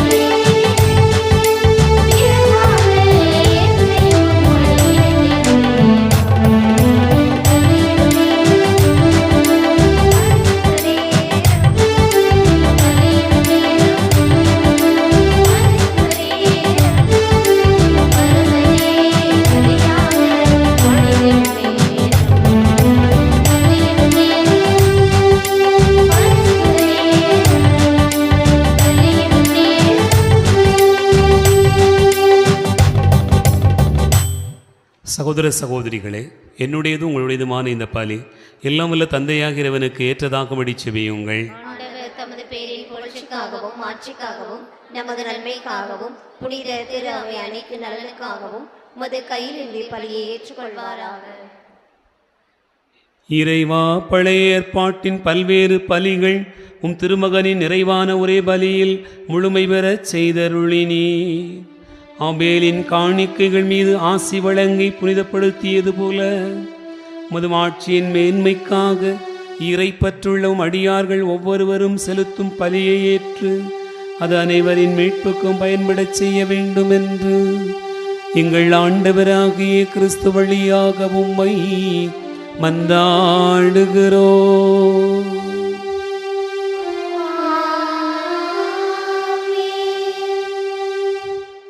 ஆண்டவர் உங்களோடு இருப்பாராக.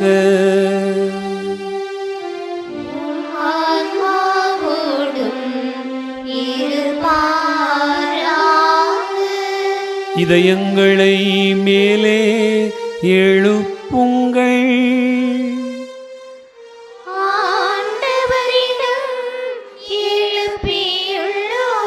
நம் இறைவனாகிய ஆண்டவருக்கு நன்றி கூறுவோம்.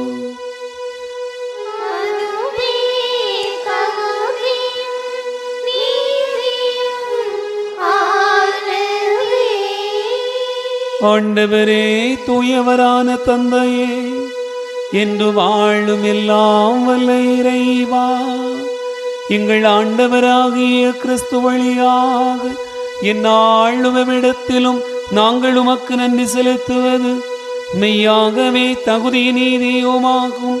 எங்கள் கடமையும் மீட்புக்குரிய செயலுமாகும். ஏனெனில் கிறிஸ்து பிறந்து முன்னைய பாவ நிலையிலிருந்து மனிதரை புதுப்பித்தார். பாடுபட்டு எங்கள் பாவங்களை அழித்தார். இறந்தோரிடமிருந்து உயிர் தெழுந்து நிலைவாழ்வுக்கு வழிவகுத்தார். தந்தையே, அவர் உம்மிட விண்ணேறி வந்து விண்ணகத்தின் கதவுகளை திறந்து வைத்தார். ஆகவே வானகணிகளோடு வந்து சேர்ந்து நாங்கள் உம்மை புகழ்ந்து ஒரே குரலாய் பாடுவதாவது: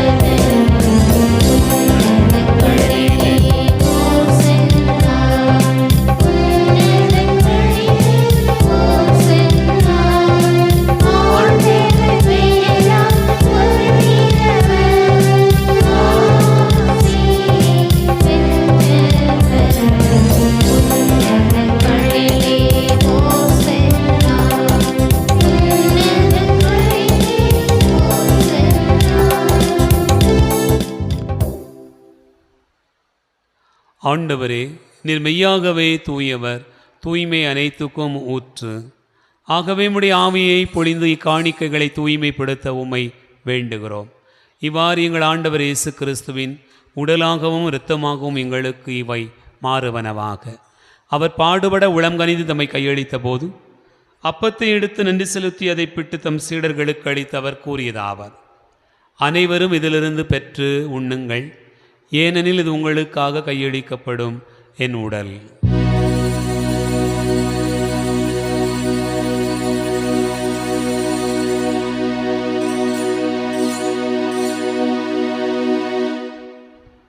அவ்வண்ணமே இரவு விருந்தை அருந்திய பின் கிண்ணத்தை எடுத்து மீண்டும் உமக்கு நன்றி கூறி தம் சீடர்களுக்கு அளித்து அவர் கூறியதாவது: அனைவரும் இதிலிருந்து பெற்று பருகுங்கள், ஏனெனில் இது புதிய நிலையான உடன்படிக்கைக்குரிய இரத்தத்தின் கிண்ணம். இது பாவ மன்னிப்புக்கென்று உங்களுக்காகவும் பலருக்காகவும் சிந்தப்படும். இதை என் நினைவாகச் செய்யுங்கள்.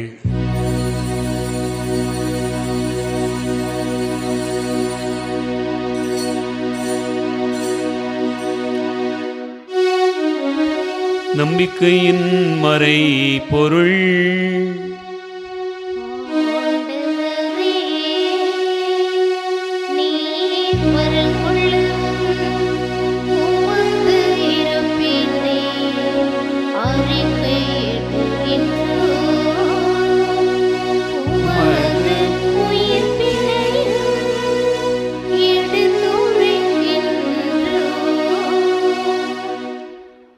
ஆகவே ஆண்டவரை நாங்கள் கிறிஸ்துவின் இறப்பினையும் உயிர்ப்பினை நினைவு கூர்ந்து வாழ்வுதரும் அப்பத்தையும் மீட்பளிக்கும் கிண்ணத்தையும் உமக்கு ஒப்புக் கொடுக்கிறோம். உம் திருமுன் நின்று ஊழியம் புரிய தகுந்தவர்களென எங்களை ஏற்றுக்கொண்டீர். எனவே உமக்கு நன்றி செலுத்துகின்றோம். மேலும் கிறிஸ்துவின் உடலிலும் இரத்தத்திலும் பங்கு கொள்ளும் எங்களை தூய ஆவியார் ஒன்று சேர்க்க வேண்டுமென உம்மை தாழ்மையுடன் மன்றாடுகிறோம். ஆண்டவரே, உலகெங்கும் பரவியிருக்கும் திரு அவையை நினைவு கூர்ந்தருளும். எங்கள் திருத்தந்தை பிரான்சிஸ், எங்கள் ஆயிரந்தோணி சாமி, எல்லா திருநிலையினர் ஆகிய அனைவரோடும் முது திரு அவை அன்பில் நிறைவு பெறச் செய்தருளும். ஆண்டவரே, எங்கள் அன்பான தந்தையே, இந்த பலியை ஒப்புக் கொடுத்து ஜெபிக்கிற எல்லா குடும்பங்களையும் அன்பியத்தையும் நீதாமை நிறைவாய் ஆசிர்வதிப்பீராக. வேண்டுகிற எல்லா மக்களுடைய நன்மையான காரியங்களையும் நீதாமை நிறைவு பெறச் செய்வீராக. உயிர்த்தெழும் எதிர்நோக்கோடு துயில் கொள்கிற எங்கள் சகோதர சகோதரிகளையும் இந்த பலியிலே நாங்கள் நினைவு கூறுகிற மரித்தோர் அனைவரையும் இரக்கத்துடன் நினைவு கூர்ந்து உமது திருமுக ஒளியினுள் ஏற்றருளும். எங்கள் அனைவர் மீதும் இரக்கமாயிரும். கடவுளின் கன்னித்தாயான புனித மரியா, அவருடைய கணவரான புனித யோசேப்பு, புனித திருத்தூதர்கள், எங்கள் பாதுகாவலர் கோடியர் புதர் புனித அந்தோணியார், இனிமே உலகில் உமக்கு உணவராயிருந்தோர் ஆகிய புனிதர் அனைவுடனும் நாங்கள் நிலைவாழ்வில் பங்கு கொள்ளும் தகுதி பெற்று உம் திருமகன் இயேசு கிறிஸ்து வழியாக உம்மை புகழ்ந்தேத்தும் வரமருள உம்மை மன்றாடுகிறோம். இவர் வழியாக இவரோடு இவரில் எல்லாம் வல்ல இறைவனாகிய தந்தையே, துயாவியாரின் ஒன்றிப்பில் எல்லா புகழும் ஆட்சியும் என்னென்றும் உமக்கு உரியதே.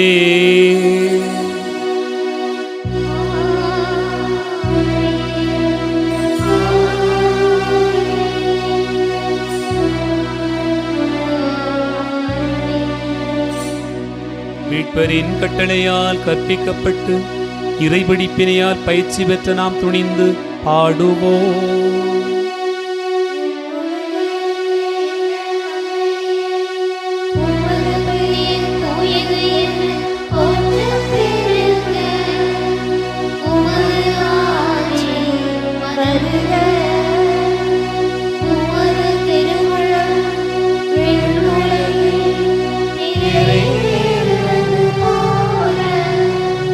மண்ணுலகிலும் நிறைவேறுக எங்கள் அன்றாட உணவை இன்று எங்களுக்கு தாரும். எங்களுக்கு எதிராக குற்றம் செய்வோரை நாங்கள் எங்கள் குற்றங்களை மன்னியும். எங்களை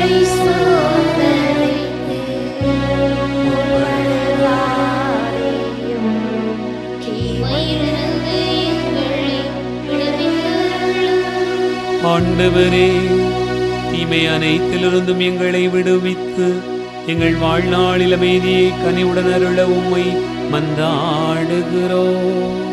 உமது இரக்கத்தின் உதவியால் நாங்கள் பாவத்திலிருந்து எப்போதும் விடுதலை பெற்று யாதொரு கலக்கமும் இன்றி நலமாயிருப்போமாக.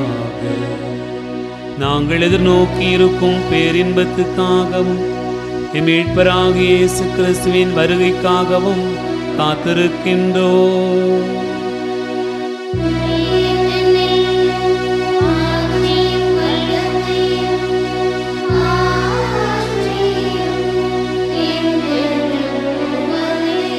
ஆண்டவரே இயேசு கிறிஸ்துவே, அமைதியை உங்களுக்கு விட்டு செல்கிறேன், என் அமைதியையே உங்களுக்கு தருகிறேன் என்று உம் திருத்தூதர்களுக்கு மொழிந்தீரே.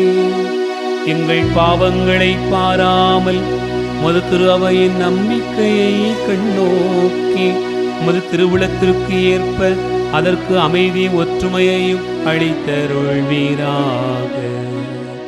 என்னென்று வாழ்ந்து ஆட்சி செய்கின்றவர் நீரே.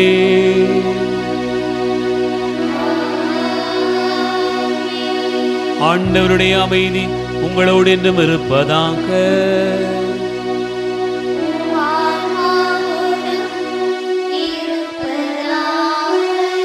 ஒருவருக்கொருவர் அமைதியை பகிர்ந்து கொள்வோம்.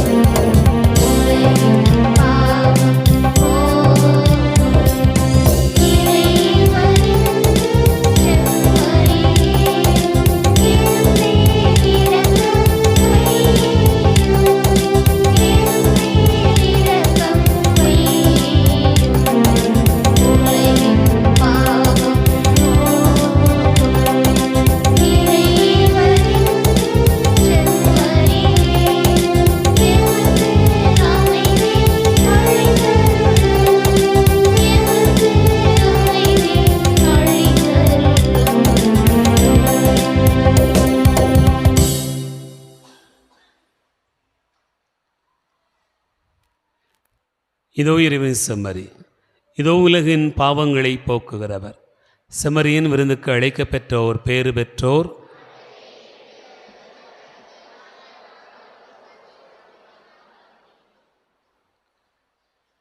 கிறிஸ்துவின் துள்ளத்துமை காத்து நித்திய வாழ்வளிப்பார்.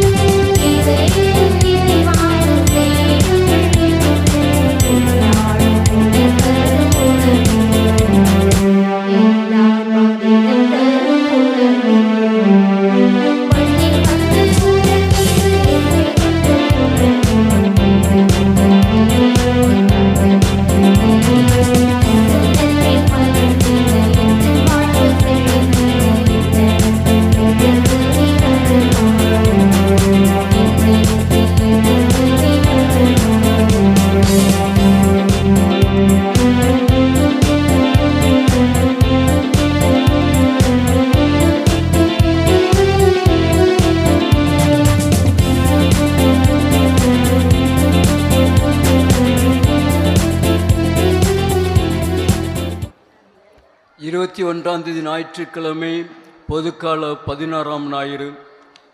22 திங்கட்கிழமை புனித மகதலா மரியாவின் விழா. 23 செவ்வாய்க்கிழமை வாரத்தின் செவ்வாய். 24 புதன்கிழமை வாரத்தின் புதன். 25 வியாழக்கிழமை புனித யாக்கோப்பு திருத்துதர் விழா. 26 மாதத்தின் கடைசி வெள்ளி புனிதர்கள் சுவைக்கின் அண்ணா நினைவு நாள். 27 சனிக்கிழமை வாரத்தின் சனி. 28 ஞாயிற்றுக்கிழமை பொதுக்கால 17ஆம் ஞாயிறு.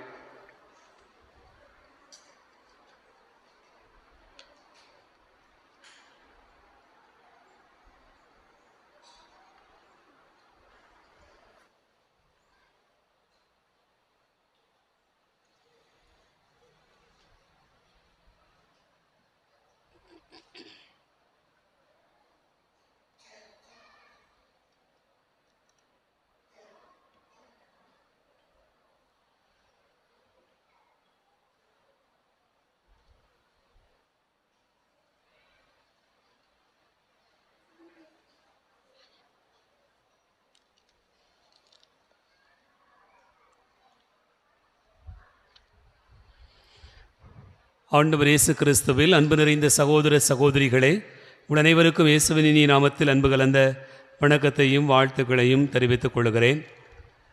இன்று திருப்பலியை சிறப்பித்த திருச்சிலுவை அன்பியத்தாருக்கு நாம் நன்றி கூறுவோம். ஏனென்றால் ஆலயத்தை சுத்தம் செய்து வழிபாட்டிற்கான தயாரிப்பு செய்திருக்கிறார்கள். நாம் அனைவரும் இணைந்து ஜெபிப்பதற்கான நல்ல சூழ்நிலையை ஏற்படுத்தி கொடுத்திருக்கிறார்கள். ஆகவே திருச்சிலுவை அன்பியத்திற்கு கூடிய பொறுப்பாளர்கள், வழிகாட்டிகள் அனைவருக்கும் நம்முடைய நெஞ்சார்ந்த நன்றிகளை கரம் தட்டி அன்போடு கூட தெரியப்படுத்திக் கொள்வோம்.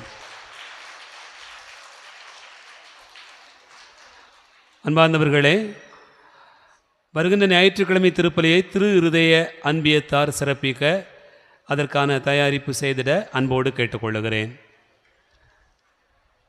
திருப்பலி முடிந்த பிறகு வழக்கம் போல மறைக்கல்வி வகுப்பும் இளையோருக்கான கூட்டம் நடைபெறும். அன்பார்ந்தவர்களே, தூத்துக்குடி மறைமாவட்டம் கீழமுடிமுன் பங்கு பொம்மையாபுரம் புனித சந்தியாபுர ஆலய பெருவிழாவானது 3 நாட்கள் நடைபெற இருக்கிறது. 24ஆம் தேதி, அதாவது வருகின்ற 24ஆம் தேதி புதன்கிழமை மாலை 5 மணிக்கு கொடியேற்றம். 25ஆம் தேதி வியாழக்கிழமை காலை 6 மணிக்கு, ஒரே நாள் தான் போல. ஆகவே திருப்பலியும் நடைபெறுகிறது. ஆகவே 24, 25 இந்த 2 நாட்கள் நடைபெறுகிற விழாக்களில் நீங்கள் கலந்து கொண்டு இறை ஆசீர் பெற பங்கு தந்தை அவர்களை அவங்களை அன்போடு அழைக்கிறார். அனைவரும் கலந்து கொள்ள கேட்டுக்கொள்கிறேன்.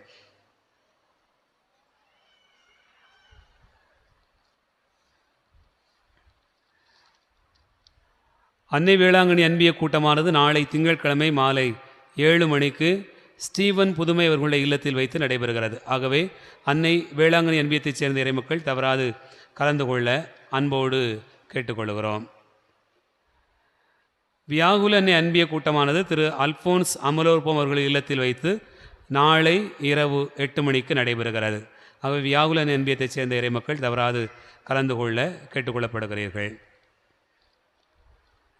அன்பார்ந்தவர்களே, வருகின்ற வெள்ளிக்கிழமை மாதத்தினுடைய கடைசி வெள்ளிக்கிழமை சிலுவை கோயிலில் வைத்து திருப்பலி நடைபெறும் என்பதை அன்போடு தெரியப்படுத்திக் கொள்கிறேன்.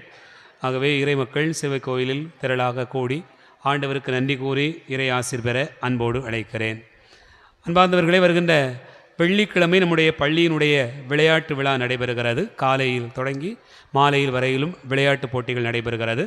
சனிக்கிழமை பள்ளியினுடைய ஆண்டு விழா நடைபெறுகிறது.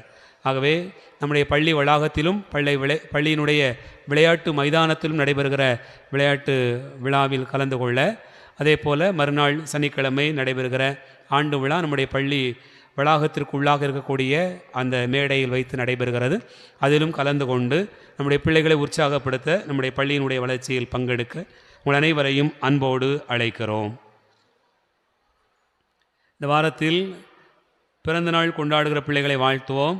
திருச்சிலுவை அன்பியத்தைச் சேர்ந்த ஆல்பினோ அகஸ்டா அவர்களுடைய குழந்தை லியோ ஆண்டோ, அன்னை தெரசா அன்பியத்தைச் சேர்ந்த ஏசு அந்தோணி ஆரோக்கியமேரி அவர்களுடைய குழந்தை ஜெஃப்ரின் மைக்கேல். ஆகவே இருவரையும் வாழ்த்துவோம். அவர்களுக்கு நம்முடைய பரிசுகளை தெரிவிப்போம்.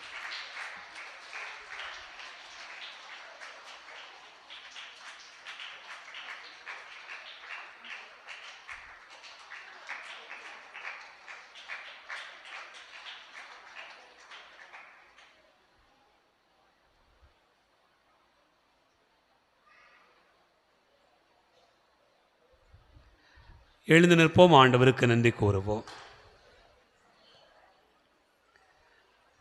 மன்றாடுவோமாக. ஆண்டவரே, விண்ணக மறை நிகழ்வுகளால் நீர் நிறைவு செய்த மக்களுடன் கனிவாய் தங்கியிருக்க உம்மை வேண்டுகிறோம்.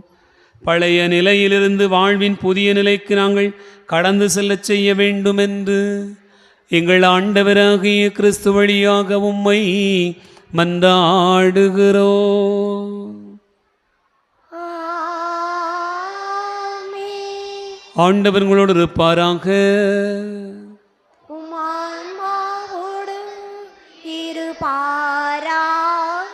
எல்லாம் வல்ல இறைவன் தந்தை, மகன், தூயாவியார் உங்களை ஆசீர்வதிப்பாராக.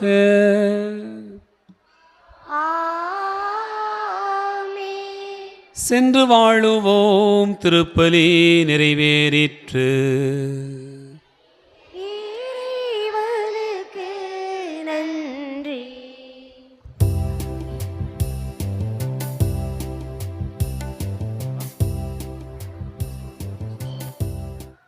வச்சுக்கிடுவோம். வியாழக்கிழமை சந்தியாபுர திருவிழாவை முன்னிட்டு சாயங்காலம் பூசை நடக்கும்.